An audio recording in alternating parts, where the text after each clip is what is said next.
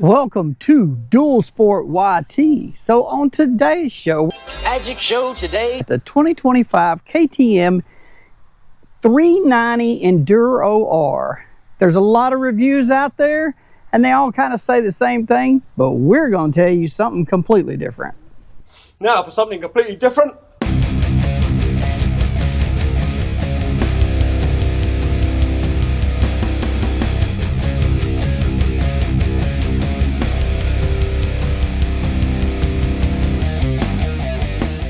Okay, before we go any further, why am I so high on this bike? how high are you?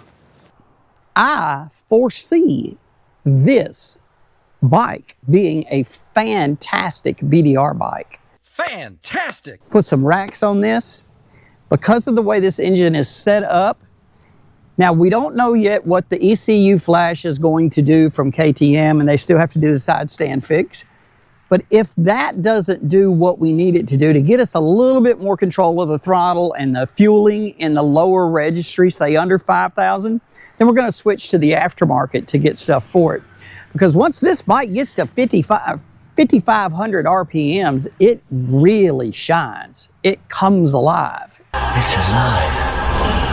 In all of the bikes that we reviewed, all dual sports have some quirks. There's no way around it. You just got to figure out which one you can live with and which one you can't. I can live with that. This bike is no exception. But in the 36 hours I've owned this bike, I am really impressed. I'm impressed. This bike is quiet. It is mechanically sound. It sounds like when you're riding it and the motor's running, it sounds like a much more expensive bike than the MSRP on these bikes. So far, I think this bike has a different stance to it. I'm 6'1", 200 pounds. Wow, that's big. To me, I have to lean over a little bit to get down to the bars. I was looking at some of the cabling today, and I don't know how much I can bring the bars up, but for me, I would like to raise them up a little bit.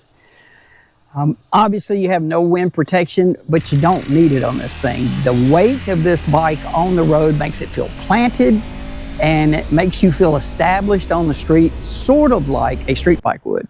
This bike is made to be on BDRs like ours in the Southeast. And ours are, two-track fire trails that that just run straight as long as you can see. Yeah, they do have, some obstacles in them, but I mean, they're just open tracks.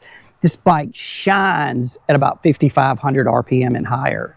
So I could see this bike with rack system on it and carrying my gear and just being able to get out and really enjoy it. I really enjoy it. Now, hopefully the other fixes are going to fix the lower end stuff so we can do a little bit of single track. We can do a little bit more technical stuff. Let's just take it out here and ride it, see what it does. Okay, today we're on the 2025 KTM 390, the Enduro R. Thought we'd put it out here a little bit on the street, let you see how it runs, and then we're going to do a little bit of dirt on it. We still have some other stuff we need to adjust on it. So this bike feels really good on the street. That's a positive for this bike. It feels very planted and very much at home out here on the road. This bike is a little heavier than a traditional maybe dual sport, just a little bit.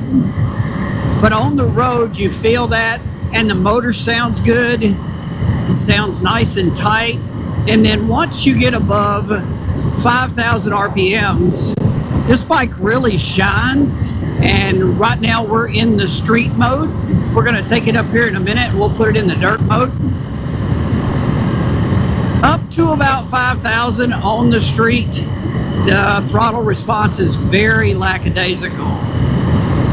Now there is a recall for this bike for the ECU straight from KTM, and we already have that scheduled for next week, but we wanted to get out here and put some time on it, just like you would get it out of the factory had they not done the recall yet. A lot of the other dual sports that we test, once they get out here on the road, Some of them feel like at about 65 miles an hour that the motor is really working hard. And I will say that about this motor. At 65, this thing just feels nice and comfortable, and it doesn't feel like the engine is stressing at all. So that's another plus for this bike. Now, I have a feeling once we do the ECU upgrade, I have a feeling it's going to get better on both the street and the off-road version of this bike. So we're going to turn here and get on a little bit of dirt, and we'll change it over to dirt mode and see how it responds.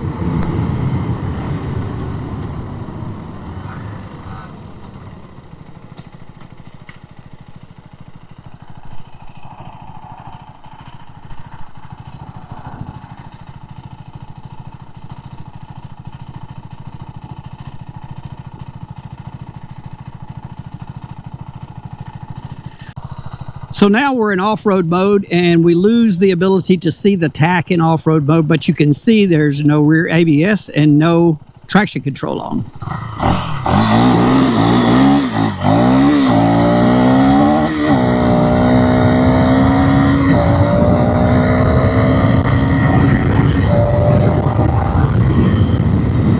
Now, just like I told you, the bike feels at home in street mode up at about 6,000, 5,000 RPMs. This is not one of our local BDRs, but this is very akin to what our BDRs look like. Long stretches of road like this.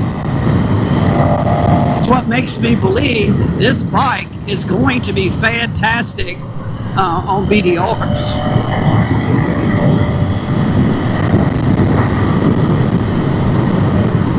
There's a considerable difference between the ride mode of street and dirt, or the street and off-road version. And that's really cool that they did that. Now, I won't know until they do the ECU flash if they kept that, or if it changes, or if they kind of get closer together.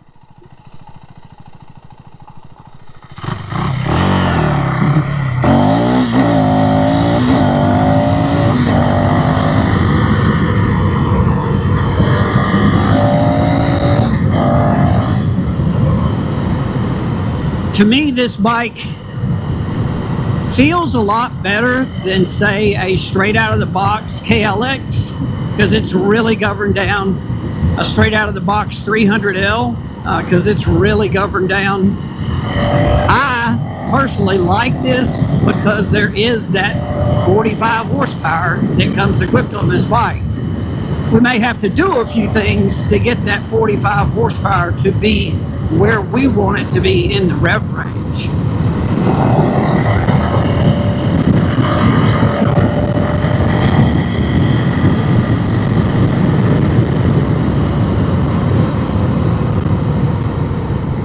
So why am I so high on this bike?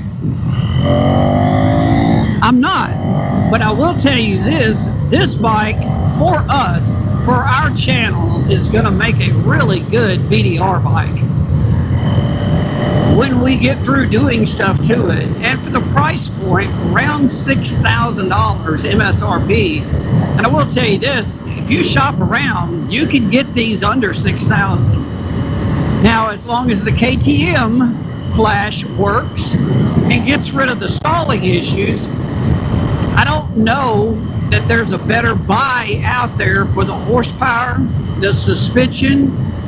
And if you didn't know, the suspension on this is made by WP. For the ability to run down the road at 70 miles an hour with no issues, and the motorcycle not feel like it's straining or working hard. For the stability of being able to run at 55, 60 mile an hour on BDRs in the dirt, the bike just feels good. So everybody has said that there's too much wrong with this bike. Don't buy it. Or if you bought it, never buy another one. I think the biggest problem with this bike is KTM chose to call this an Enduro R.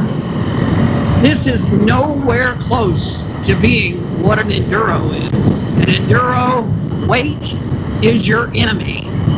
So to have a 370, 380 pound bike, that's not enduro. And enduros really need the ability to crawl, tractor, especially hard enduros. This bike is not really that. So for whatever reason, KTM chose to call this an Enduro R. Just don't buy this thinking it's an Enduro R. I know it wouldn't have been near as sexy for their, publishing campaign, but they should have just, labeled this the DS something. Because this really is a dual sport. Now, if you really get this bike and don't like the on-road version and you're okay without, with the rear ABS off and the traction control off, you can just ride it like we're doing right now in off-road mode.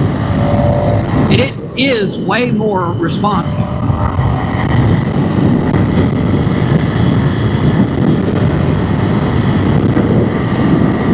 So this has just been a first look. We have tons of videos coming on this bike, and we're going to break down everything and give you our final thoughts on this bike.